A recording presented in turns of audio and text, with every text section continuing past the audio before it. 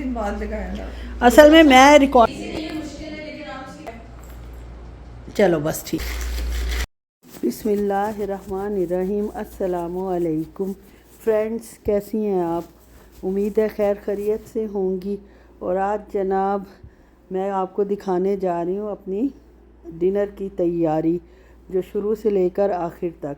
सबसे पहले आपको पता है कि फैमिलीज़ को बुलाने का काम होता है कि अपनी तमाम फ्रेंड्स को, जिसको आप इनवाइट करना चाहते हैं, जिनको उनको आप कॉल करें और सब अवेलेबल भी हों। हमारी जो फ्रेंड सर्कल है उनमें तकरीबन सब डॉक्टर हैं, तो उनकी ड्यूटीज़ जो हैं वो कभी भी सेम नहीं होती, डिफरेंट टाइम्स पर होती हैं। उनका शेड्यूल डिफरेंट होता है, जिसकी वजह से सबको इकट्ठा करना जो है ना बहुत मुश्किल हो जाता है। खैर जनाब, थर्सडे नाइट को हमने सबको इनवाइट कर लिया और अल्हम्दुलिल्लाह सब अवेलेबल भी थे।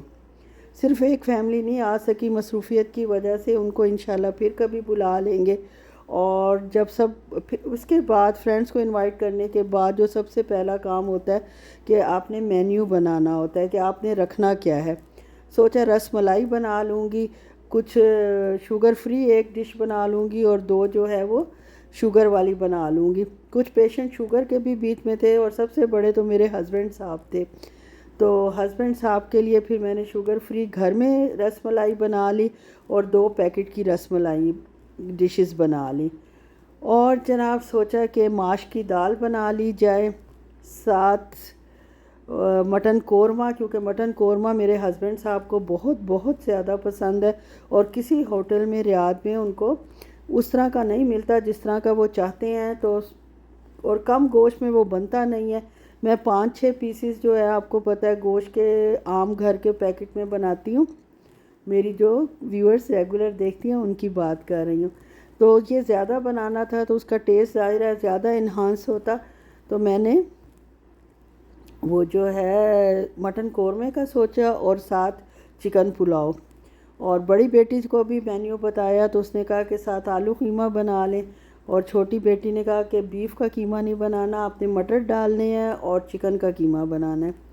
खैर जनाब, चिकन कीमा डिसाइड हो गया, माश की दाल हो गई, कोरमा हो गया और चिकन पुलाव हो गया, मटन कोरमा हो गया। फ्राइड आइटम में मैंने कहा कबाब बने हुए थे मेरे पास। बहुत शुक्र होता है खुदा का जब कोई चीज़ आपके पास बनी हुई पड़ी हो। फ्रोज़न कबाब मेरे पास पड़े थे, उनको मैं फ्राई कर लूँगी। और रोटी की जगह पे ये सोचा गया कि रोटी जो है वो मैदे की मिलती है और बहुत सख्त हो जाती है, इसलिए मालाबार के जो पराठे आते हैं फ्रोज़न, लूलू से, तमाम हाइपर मार्केट से मिल जाते हैं, ख़ास तौर पर जो इंडियन हाइपर मार्केट्स हैं, और कुछ पाकिस्तानी बकालों से भी मिल जाते हैं। खैर हमने लूलू से फिर पराठे लिए हुए थे, घर में मैं रखती हूँ, लेकिन एक पैकेट एक्स्ट्रा ले लिया। और जनाब ये हमारा मेन्यू सेट हो गया। फिर सैलड की बारी आई कि सैलड क्या बनाया जाए। तो फ्रेश सैलड तो मैंने बनाना ही था, उसकी कटिंग अब कैसे करनी थी। छोटे क्यूब्स में कचूमर सैलड की तरह बना लूँगी, ये फ़ैसला मैंने किया।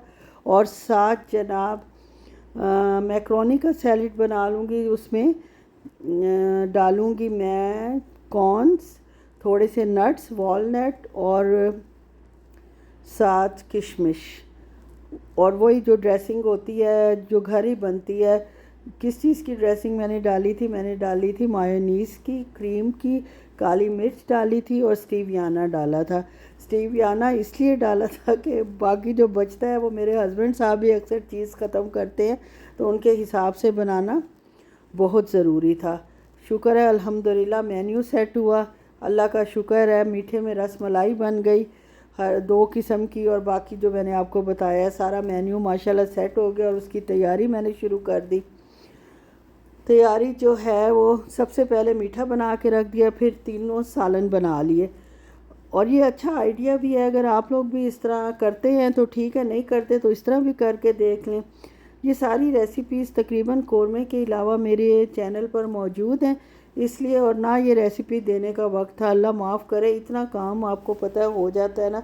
और मेरा इरादा ये होता है कि वक्त पे काम हो जाए और परफेक्ट हो। ये नहीं कि जो लोग आएँ वो भी कहें कि क्या कच्चा पक्का बना हुआ था या ये चीज़ में टेस्ट नहीं था। कोशिश अपनी पूरी होती है कि जो मेहमान आएँ वो इंजॉय करें, अच्छा वक्त पास करें, अच्छा खाना खाएं और जिस तरह खुशी खुशी आए हैं उसी तरह खैर खैरियत से अपने घरों को जाएं। और जनाब सफाई जो थी लास्ट वीडियो में, अब घर को जैसे मैंने ऑर्गेनाइज़ किया था या बेटी के साथ मिलकर जो भी काम था वो मैंने आपके साथ शेयर कर लिया था। अब जनाब आज कुकिंग डे की बारी थी और अब कौरमे की बारी आई है। पहले मैंने मटर कीमा बना लिया है, चिकन का कीमा और मटर, और अब कौरमा बना रही हूँ। कौरमे के लिए बस वही जो सिंपल मसाले यूज़ किए थे। सबसे पहले साबुत गरम मसाले कड़कड़ा लिए थे और घी में मतलब कौरमा जो है रिवायती तौर पर हमेशा घी में बनता है और घी का जो टेस्ट कौरमे में आता है उसकी क्या ही बात है। उसके बाद लहसुन अदरक का पेस्ट डाला और मसाले डाले, उनको जनाब भूना अच्छी तरह, फिर गोश्त डाल के बहुत बहुत अच्छी तरह भूना और बस चढ़ा दिया। 20 मिनट गोश्त, इतने बड़े बड़े यार टुकड़े थे गोश्त के, मुश्किल से गले थे, 20 मिनट लगे थे उसको गलने में अच्छी तरह। दही भल्ले जो हैं वो भी कंपलसरी थे मेरी पार्टी में। पार्टी हमारे घर हो या डिनर हो या लंच और उसमें दही भल्ले ना हो तो क्या उसका मज़ा है। तो जनाब मैंने ये भी 1-2 दिन पहले बना के फ्रिज में रख दिए थे, फ्रीज़ नहीं किए, तो उनको गर्म पानी में भिगो के रख दिया, नमक डाला था पानी में और ढक दिया है ताकि वो सॉफ़्ट हो जाएं। और उसके बाद जब तक वो सॉफ़्ट होंगे तब तक मैं अपना सैलेड, पास्ता वाला सैलेड तैयार कर लूँगी। इसमें एक एप्पल डालूँगी और वही क्रीम और मायोनीज़ और काली मिर्च और स्टीवियाना ये सब डालकर मिक्स कर लूँगी और उसके ऊपर से नट्स डाल दूँगी, किशमिश और अखरोट। इन सब चीज़ों को मिलाकर आप भी ये सैलेड बना के देखें, बहुत हेल्दी है। चाय के टाइम पे भी बहुत अच्छा लगता है। अगर भूख ऐसे उल्टी सीधी लग जाए तो उस वक्त भी ये खा लें तो काफ़ी फुल फिलिंग होता है और बहुत मज़े का बनता है। क्योंकि खाना अल्हम्दुलिल्लाह सारा ही बहुत अच्छा बन गया था, सबको बहुत पसंद आया। आप समझे कि मेहनत वसूल हो जाती है जब आप कोई मेहनत करते हो और दूसरों को पसंद आ जाए। और दूसरा ये है कि कौन सही तारीफ़ कर रहा है कौन गलत तारीफ़ कर रहा है इसका पता सिर्फ़ उस औरत को होता है जिसने सारी कुकिंग की होती है। मेरा तो ये है ना कि मैंने तो जब कुकिंग करनी होती है और जब मैं उसको टेस्ट करती हूँ तो सबसे बड़ी जज मैं अपनी आप होती हूँ। अगर वो मुझे अच्छी लगे, परफेक्ट लगे तो वो सही है। अगर मुझे खुद ही कोई कमी फ़ील हो रही हो तो ज़ाहिर है कि मैं जब सर्व करती हूँ तो सबसे पहले वो बात बता देती हूँ कि इसमें इस चीज़ की थोड़ी सी कसर रह गई है। तो दूसरा बंदा जो है, जो अच्छा होता है वो तो चुप कर जाता है और जिसने कोई तंज मारना होता है वो छोटा मोटा तंज मार भी देता है। लेकिन खैर खुद बता दो तो उसकी उससे बेहतर मुझे लगता है कोई चीज़ नहीं है। और आपको ख़ुद भी पता है इसमें ये कमी है और अगर कोई कह भी दे तो कोई हर्ज नहीं है। जब आपको ख़ुद पता है तो किसी दूसरे को आप क्या कह सकते हैं।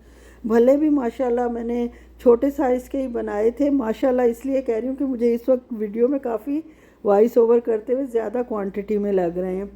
छोटे इसलिए बनाए थे कि जाहिर है कि जब आप दावत करते हैं डिनर या लंच तो उसमें काफ़ी चीज़ें होती हैं। अगर बड़ी बड़ी चीज़ हो तो कोई इतने दिल से खाता नहीं है। छोटे छोटे 2-2 3-3 भी लें, 4 भी लें तो वो छोटे समझ के खाए जाते हैं।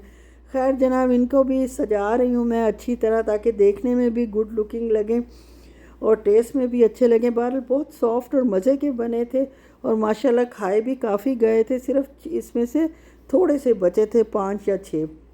अब जनाब ये सारा कुछ तैयार करने के बाद आई है यखनी की बारी। और चिकन मैंने कटवा लिया था हस्बैंड साहब से और यखनी माशाल्लाह बन गई है। बहुत मज़े का पुलाव में मतलब अच्छा बना था। अपने मुँह मियाँ मिट्ठू नहीं बनना चाहिए, वो भी ज़रा ओवर कॉन्फिडेंट बना हो जाता है। लेकिन जनाब खैर वाकई बहुत अच्छा बना था अल्हम्दुलिल्लाह। और ये मैंने अब इसका बाकी मसाला तैयार करके रखा हुआ था। सालन मैंने सुबह बना के फ्रिज में रख दिए थे, उनको बाहर निकाला हुआ है ताकि रूम टेम्परेचर पर आ जाए। प्याज श्याज भून कर मैंने यखनी जो है वो मतलब गरम कर ली थी दोबारा सुबह जो बनाई थी। और ये पराठे हैं फ्रोज़न पराठे, ये निकाल लिए हैं, कबाब निकाल लिए हैं ताकि डीफ्रोस्ट हो जाए। जैसे ही यखनी में और मसाले में बॉईल आया है उसमें जनाब डाल दिए जाएंगे चावल। पानी खुश्क होगा तो इसका एक ही प्रोसीजर है, पानी खुश्क होगा, इसको आप दम पर रखेंगे और 20 या 15 मिनट इंतज़ार करेंगे और आपका पुलाव तैयार हो जाएगा। और फ्रोज़न पराठे, ऐसे फ्रोज़न पराठे थे अल्लाह माफ़ करे कि मैंने 1 घंटा 2 पहले निकाले हैं, लेकिन उन्होंने कहा हम तो फ्रोज़न हैं, हम तो नहीं नॉर्मल होंगे। खैर जनाब, होना पड़ा। जितना इंसान को इंसान में है ना, इंसान हर चीज़ को काबू कर लेता है। अल्लाह ताला ने सलाहियत रखी है सिवाय चंद लोगों के, और वो सबको पता है सबसे बड़ी चीज़ जो काबू नहीं हो सकती। कोई बताएगा मुझे कमेंट में मेरा इशारा किसकी तरफ है। और जनाब ये पराठे भी सारे मैंने फ्राई कर लिए माशाल्लाह। इनको फॉइल पेपर में लपेट दिया ताकि जब आएँ तो गर्मा गर्म पराठे खोलें तो स्टीम उड़ते हुए पराठे मिलें और मज़े से वो लोग इंजॉय करें। आखिर में सिर्फ जो रह गए थे वो ये कबाब साहब थे। साहिबा थी कि साहब हैं, कबाब साहब ही होंगे। इनको भी डिफ्रॉस्ट शुक्र है हो गए थे। इन्होंने नहीं ढीठ पुने का मुजाहरा किया, मेरे हाथ के बने हुए थे। ढीठ पुने का मुजाहरा करते तो आपको पता है अपनी औलाद के साथ बंदा क्या करता है ये अपने बने हुए खानों को कैसे हैंडल करता है। खैर जनाब, हंसी मजाक की बात है, ये जल्दी डिफ्रॉस्ट हो गए और इनको भी मैंने फ्राई करके निकाल लिया था। फ्राइड चीज़ को कभी भी ढकना नहीं चाहिए क्योंकि उससे फिर जो स्टीम निकलती है वो इनको सौगी कर देती है। और अब बारी आ गई थी टेबल लगाने की और माशाल्लाह माशाल्लाह टेबल सज चुकी है। कैसे लगा आपको मेरा मेन्यू और टेबल कैसी लग रही है? माशाल्लाह कलरफुल लग रही है। कौरमे के ऊपर मैंने बादाम छीलकर डाल दिए थे, पहले भिगोए थे, और पराठे ये साइड पे रख दिए हैं दूसरे हॉट पॉट में। ये जो हमारे गेस्ट आए थी उनकी बेटी माशाल्लाह कोल्ड ड्रिंक रख रही है साइड पे। टेबल पर जगह नहीं थी, कोल्ड ड्रिंक और पानी है। और बस जनाब इसके बाद वो कहते हैं ना खाना खुल गया तो आ जाओ, तो वही होना है। जैसे ही माशाल्लाह टेबल लगी है, मैंने अपने हस्बैंड साहब को कहा कि पहले मतलब भाई ले लें, हस्बैंड्स वगैरह ले लें और बेटे ले लें, और उसके बाद जनाब शादियों वाला सिस्टम फिर मेरी फ्रेंड्स लेंगी इंशाल्लाह, और उसके साथ साथ मैं भी ले लूँगी क्योंकि आने में सबको अच्छा खासा टाइम लग गया था और भूख मुझे भी बहुत सख्त लगी हुई थी।